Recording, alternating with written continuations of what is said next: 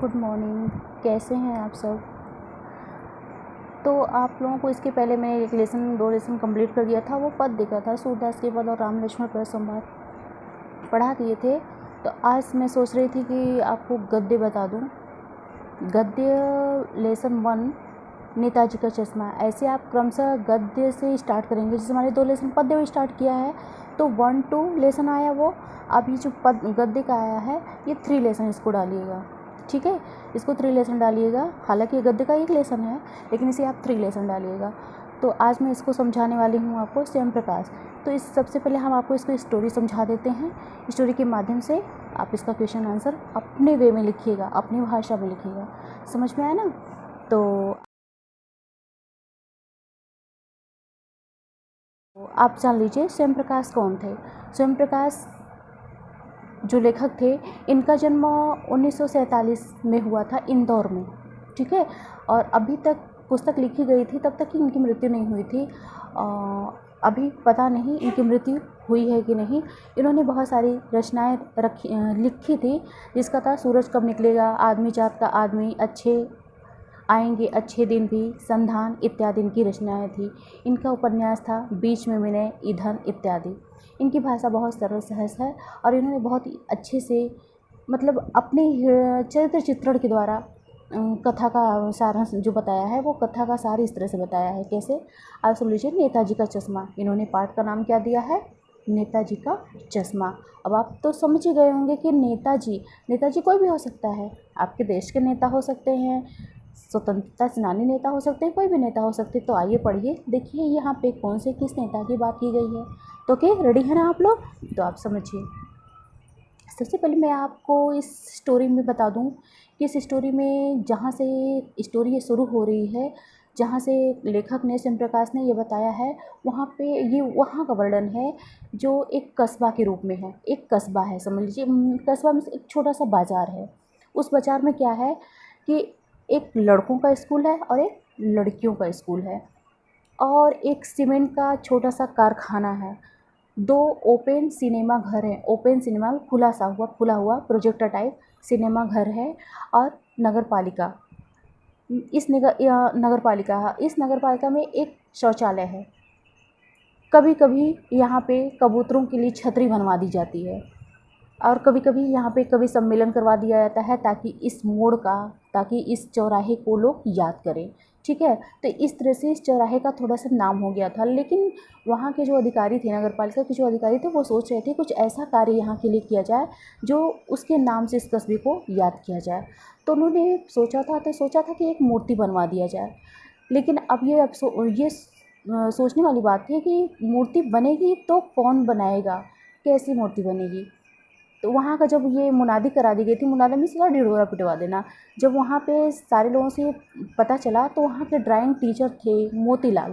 क्या नाम था उनका? मोतीलाल। तो मोतीलाल ने क्या किया था कि उन्होंने कहा ठीक है मैं बना दूँगा। 1 महीने के अंदर ही उन्होंने एक 5-6 इंच की छोटी सी मूर्ति बना दी। और वो मूर्ति किसकी थी? सुभाष चंद्र बोस की। किसकी मूर्ति थी? सुभाष चंद्र बोस की। सुभाष चंद्र बोस को क्या कहा जाता है? नेता भी कहा जाता है ना। तो हिंद फौज के नेता थे वो। तो उनको सुभाष चंद्र बोस की मूर्ति बना दी गई। 1 महीने के अंदर उन्होंने समझ लीजिए पटक दिया, उठा के बना के वहाँ पे रख दिया। अच्छा लगा, मूर्ति बहुत अच्छी थी। उस मूर्ति का आकार हर चीज़ बहुत अच्छा था और मूर्ति को देखने से ही एक बार भी कोई समझ सकता था कि ये सुभाष चंद्र बोस की मूर्ति है। तो यह मूर्ति संगमरमर की थी। किसकी थी? संगमरमर की थी। अब आप जानिए कि इस मूर्ति की विशेषता, यानी इस मूर्ति के बारे में क्या क्या कैसे कैसे लोगों ने किस तरह से अपना नज़रिया रखा। तो उस टाइम में देश में अच्छी मूर्तिकारी की जानकारी तो बहुत ज़्यादा थी नहीं। छोटे मोटे जानकारी जो इसको थी उसी वहापोह में स्थिति में उन्होंने सोचा होगा, मोतीलाल ने सोचा होगा कि फालतू में समय बर्बाद करेंगे, यहाँ वहाँ ऐसे वैसे लोगों का, राजनेता का लगाना नहीं चाहते थे, फिल्म अभिनेता का लगाना नहीं चाहते थे, हीरो हीरोइन का लगाना नहीं चाहते थे। उन्होंने सोचा कुछ लाओ। है ड्राइंग टीचर थे तो जाहिर सी बात है कि उन्होंने देश के सेनानियों के लिए कुछ पढ़ा ही होगा। तो उन्होंने इस वहापोह में उन्होंने सुभाष चंद्र बोस की मूर्ति बना दी थी और महीने भर में ही उनको अधिकारियों को सौंप दिया था। जैसा कि कहा जा चुका है कि मूर्ति जो संगमरमर की थी और जो टोपी की नोक से कोट के दूसरे बटन तक कोई भी 2 फुट ऊंची मूर्ति थी। 2 फुट आप समझ लीजिए कितनी बड़ी होगी मूर्ति। उस मूर्ति को देखते ही याद आता था कि तुम मुझे खून दो, मैं तुम्हें आज़ादी दूंगा, दिल्ली चलो। अब आपको पता होगा कि यह नारा किसने दिया है, दिल्ली चलो का नारा किसने दिया है, तुम मुझे खून दो मैं तुम्हें आज़ादी दूंगा, ये नारा किसने दिया था, सुभाष चंद्र बोस ने। तो आपको पता चल गया सुभाष चंद्र बोस की वो मूर्ति बनी थी। अब उस मूर्ति में कुछ एक कमी थी और उस कमी के लिए क्या हो रहा है वहाँ पे, अब आपको बता दें इसमें कलाकार कौन कौन थे। इसमें कलाकार थे मोतीलाल जिन्होंने मूर्ति बनाई थी, हालदार साहब थे जो उस कस्बे से होकर हमेशा गुजरा करते थे ऑफिस के लिए, सरकारी दफ्तर के लिए वो इधर उधर गुजरा करते थे, और एक पान वाला था और एक कैप्टन था। आगे आप पार्ट में पढ़ेंगे ये लोग कैसे थे, किस तरह के थे। तो ऐसे ही कस्बे से हालदार साहब गुजरा करते थे। उन्होंने जब ऐसे ही एक दिन वो गुजर रहे थे तो उन्होंने चौराहे पर मूर्ति देखी। उस मूर्ति को देखकर उन्हें बड़ा अच्छा लगा कि चलो हमारे देश में लोग देश प्रेमियों को यानी कि देश के नेताओं को अभी भी याद किए हुए हैं, उनको बना लेते हैं, उनको अभी सम्मान देते हैं। तो उस सम्मान में उन्होंने क्या किया था कि उन्हें बहुत अच्छा लगा था, लेकिन उन्हें एक चीज़ खल रही थी। वो चीज़ क्या थी कि उस मूर्ति के ऊपर चश्मा नहीं था। तो उन्होंने सोचा था ये मूर्ति जिसने भी बनाया होगा क्या उन्हें ये पता नहीं कि सुभाष चंद्र बोस चश्मा पहनते थे। अब इसको लेके इस पार्ट का नाम दिया हो गया नेताजी का चश्मा। समझ में आया। तो अब क्या हुआ कि कस्बा में जो हलदार साहब गुजरते थे उन्हें अच्छा नहीं लगता था, मूर्ति पे चश्मा ना होना उन्हें अखरता था। तो ऐसे ही वो आते जाते रहते थे, लेकिन उस मूर्ति की तरफ देखते थे तो उन्हें बहुत अजीब सा लगता था। कुछ दिन के बाद फिर से उन्होंने 1 सप्ताह 2 सप्ताह के बाद फिर से वो जब उधर से गुजरने लगे थे तो उन्होंने देखा कि उस मूर्ति पर एक चश्मा लगा हुआ है, और वो भी चश्मा असली चश्मा। उन्हें बड़ा हैरानी हुआ, बहुत ज़्यादा हैरानी हुआ। उन्होंने सोचा ऐसा कौन किया होगा, बड़े खुश भी हो गए थे। ऐसा कौन क्यों, चलो जो भी वो भी पढ़ा लिखा होगा, वो भी समझदार होगा, वो भी नेता के बारे में जानता होगा। हो सकता है जिसने इस मूर्ति को बनाया होगा उसे समय का अभाव रहा होगा, हो सकता है वो जल्दी बनाने के चक्कर में भूल गया होगा, हो सकता है वो बाद में नेता जी का चश्मा लगाना चाह रहा होगा, हो सकता है वो मतलब बहुत सारी चीज़ें वो सोचते रहे। लेकिन इस चश्मे को देखकर उनके मन में सांत्वना अच्छी मतलब उनको अच्छा लगा, आश्वस्त हो गए कि चलो कोई तो है जो चश्मा लगा सकता है इनको, मतलब जानता है कि वो चश्मा लगाते हैं। खैर अब क्या हुआ, वो हवलदार साहब जब भी उस कस्बे से गुजरते थे ना वो एक बार मूर्ति को ज़रूर देखते थे। लेकिन ये क्या, उनके आश्चर्य की सीमा नहीं रही। वो जब भी उस कस्बे से गुजरते थे 1-2 रोज़ के बाद, 1 हफ्ते के बाद, 2 हफ्ते के बाद ना, तो उसमें जो मूर्ति का जो चश्मा होता था ना हमेशा बदला सा रहता था। कभी गोल फ्रेम वाला, कभी चौको फ्रेम वाला, कभी ऐसा मॉडल, कभी मतलब ऐसे ही तरह तरह के मॉडल चेंज होते रहते थे। तो उन्हें बहुत आश्चर्य भी होता था। वो हैरानी से देखते रहते थे कि ऐसा कौन करता है, कौन है ऐसा फ्री, कौन है ऐसा जिसके पास समय है, जिसको चश्मे की मतलब वो इतना उसके पास चश्मा है वो बदलता रहता है। तो वहीं पे कस्बे में एक छोटे से साइड में गुमटी थी, गुमटी जिसे बोलते हैं, छोटा सा दुकान था, पान की दुकान थी। अब पान वाले के बारे में आप जान लीजिए। पान वाला कैसा था, आप मैं जैसे बता रही हूँ ना तो आप इमेजिन करिए पान वाला कैसा रहा होगा। देखिए पान वाला वैसा था, वो काला कलूटा सा थोड़ा सा था, मोटा तगड़ा था, और दाँत उसके पान खाने की वजह से ना काले काले लाल हो गए थे, तोंद उसकी बड़ी निकली हुई थी। तो ऐसा लग रहा था, और जब भी वो पान चबाता था ना और ही करके हंसता था तो उसकी तोंद हिलती रहती थी। तो ये थोड़ा सा कॉमेडी टाइप हो जाता था। तो वहाँ पे हवलदार साहब को रुकना अच्छा नहीं लगता था, लेकिन फिर भी वो पान खाने के वास्ते वहाँ पहुँचे और उन्होंने पान खाते खाते पूछा ये चश्मा कौन लगाता है। तो उन्होंने कहा, तो उसने पान वाले ने क्या किया, वो पान खाया, उसको कूचा, फिर उसको थूका, फिर अपनी तोंद को मतलब सहलाया, और सहलाने के बाद ही करते हुए बताया कि कैप्टन, उसने कहा कैप्टन ने। तो वो और आगे कुछ नहीं पूछे, और वो क्योंकि उसकी स्टाइल, उसकी हरकतें उन्हें अच्छा नहीं लगता था, पान वाले की हरकतें उन्हें अच्छा नहीं लगता था, वो चले आए अपने जीप में बैठ के, फिर अपने कार्यालय के पहुंच जाते थे। तो वो उन्होंने सोचा होगा कैप्टन, उनके दिल में मतलब कैप्टन का नाम सुनते उनके दिल में कोई जज्बा उठा देश प्रेम के लिए। उन्होंने सोचा वो कैप्टन हो सकता है सेनानी हो, स्वतंत्रता सेनानी हो, रिटायरमेंट हो, हो सकता है वो बहुत ही लंबा चौड़ा मोटा हिस्ट पुष्ट हो। ये खाका जो उनके मनुस्मृति में बन चुका था, इससे वो बड़े खुश होते थे। एक दिन वो उस चश्मे वाले से मिलना चाहते थे, तो उसने कहा फिर से वो दूसरे दिन पान की दुकान पे गए, फिर से पान लिया, तो उस पान वाले से पूछा ये कैप्टन कौन है? तो उसने बोला देखो वो उधर है। पान वाले ने हवलदार साहब से कहा देखो वो उधर है।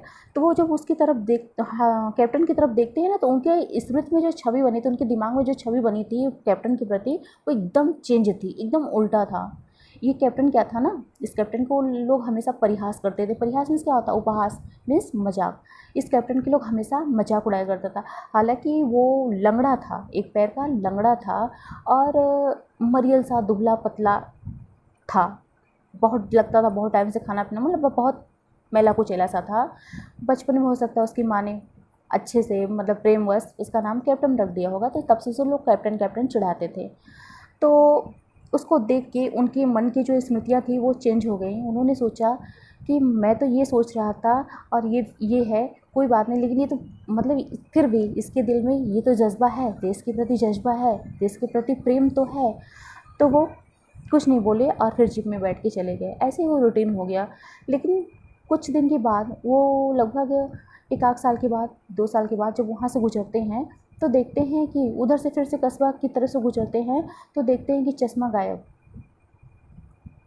नहीं, 1-2 साल के पहले नहीं, अभी उसी टाइम में कुछ टाइम के बाद 2-4 सप्ताह के बाद फिर वो जो हमेशा से गुजरते थे, एक बार उधर से गुजरे तो उन्होंने देखा चश्मा नहीं, तो उन्होंने सोचा हो सकता है कैप्टन भूल गया हुआ। अब यहाँ पे कैप्टन को बता दूँ, वो फेरी वाला था, लंगड़ा था, फेरी वाला था, मैला कुचैला था, दुबला पतला था और वो चश्मे का फेरी लगाता था।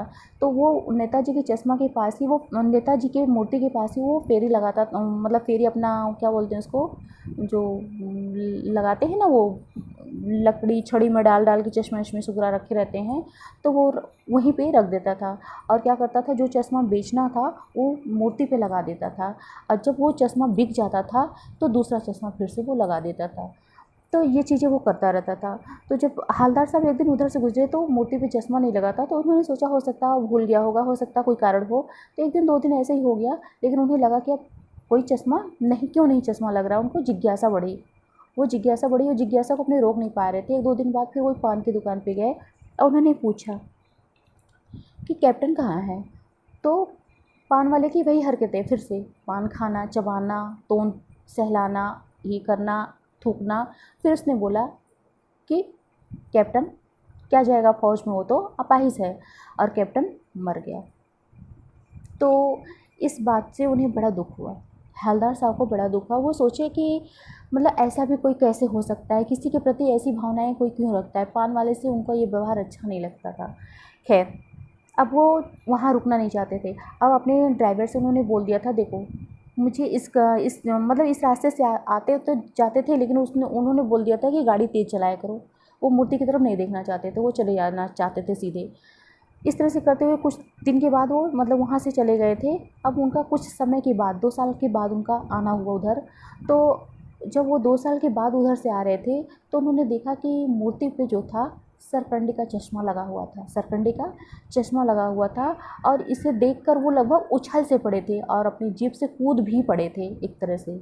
और जो जीप होती ना चरचराती, बहुत जल्दी तेज़ ब्रेक लगाइए ना तो क्या होता है, गाड़ी चरचराने लगती है और बहुत तेज़ की आवाज़ होके गाड़ी रुक गई, धूल उड़ी। उसके बाद से हवलदार साहब वहाँ से उतर गए।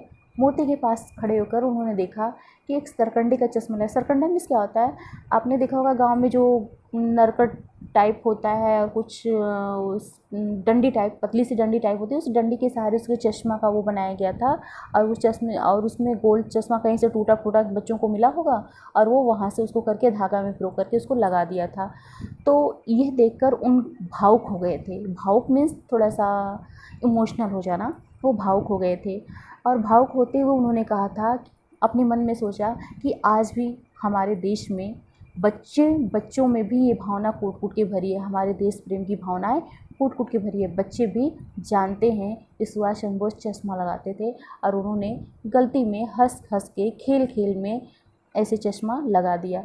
उन्हें बड़ा अच्छा लगा। अब वो फिर से अपने जीप में जाके बैठ जाते हैं। यहाँ आपकी कहानी ख़त्म हो जाती है।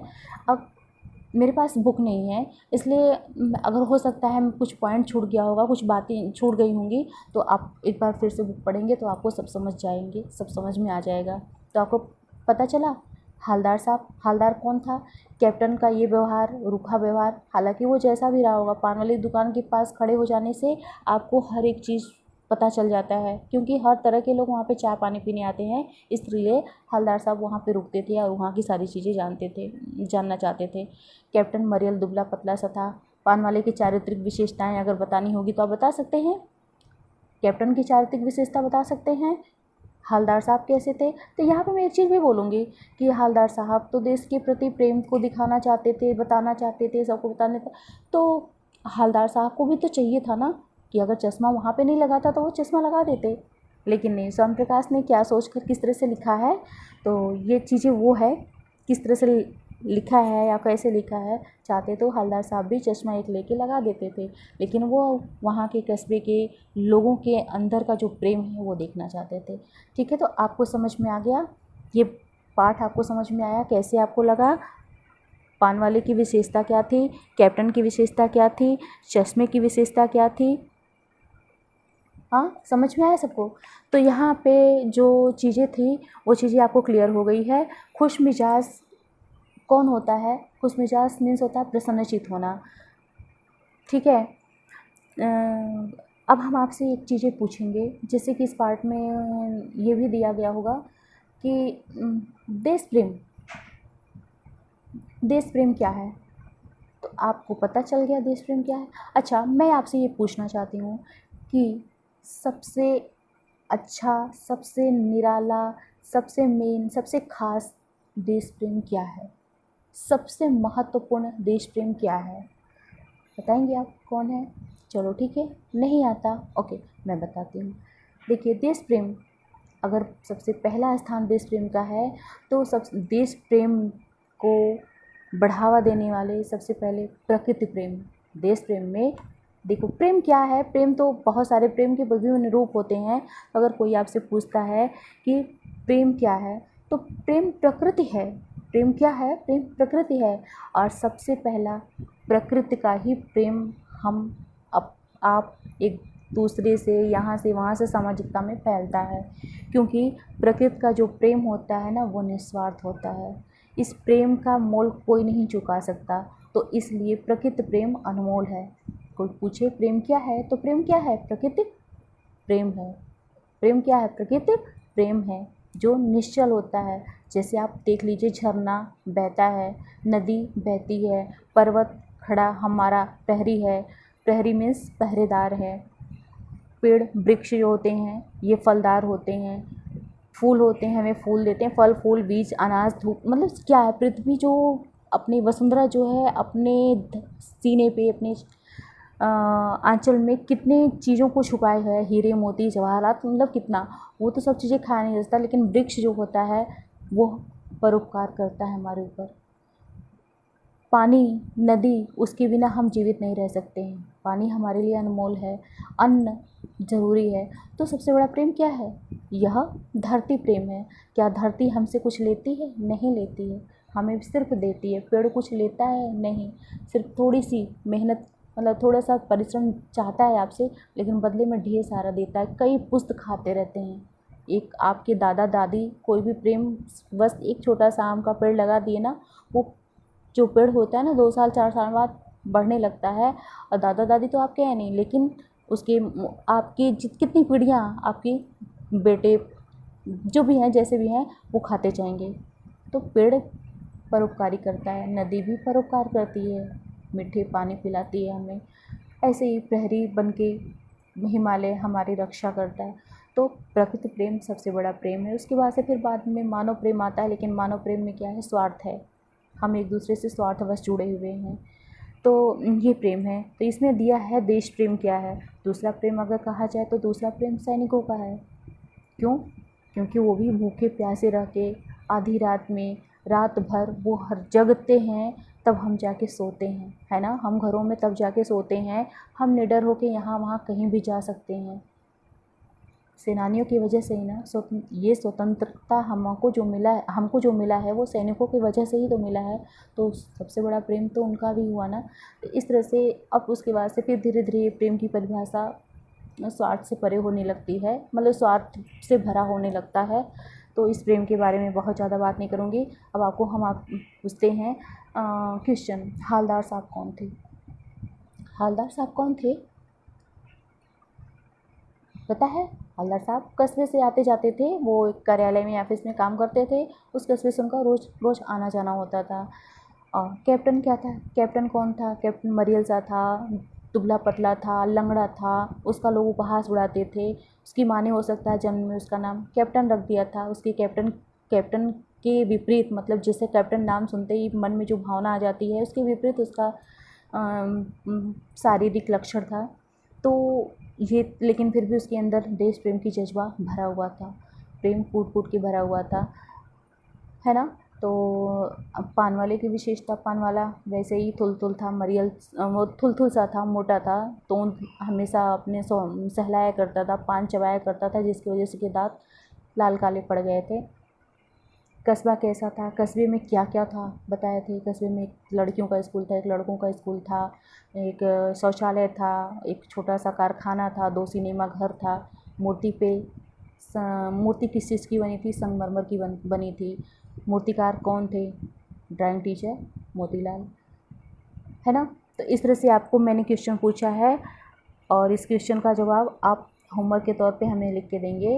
मैं शाम, या फिर हो सकता है मैं 1-2 दिन में आपसे होमवर्क लूँगी। उसके बाद से आप इस लेसन को अपने वे में लिखिएगा। देखिए कम से कम मैंने जो आपको समझाया उसको आपने अच्छी तरह से समझा होगा, और उसको अपने वे में लिखेंगे, थोड़ा परसेंट कम आएगा। जैसे मान लीजिए हमने बुक में आपको 100% देता है, मैं आपको 95% दी, अपने हिसाब से बोलने के लिए 95% दी, और आपने उसको ग्रहण किया 85% आपने ग्रहण किया, तो आप 75% आप अच्छे से लिख सकते हो अपने खुद की भाषा में। तो प्लीज़ मैं आपसे रिक्वेस्ट करती हूँ कि आप अपने लैंग्वेज में लिखेंगे, आप बुक की बातें नहीं लिखेंगे। जो आपको समझ में आया है क्वेश्चन आप देख लीजिएगा उसमें से, और आंसर आपको खुद से लिखने होंगे। ओके, चलिए ठीक है, ओके बाय।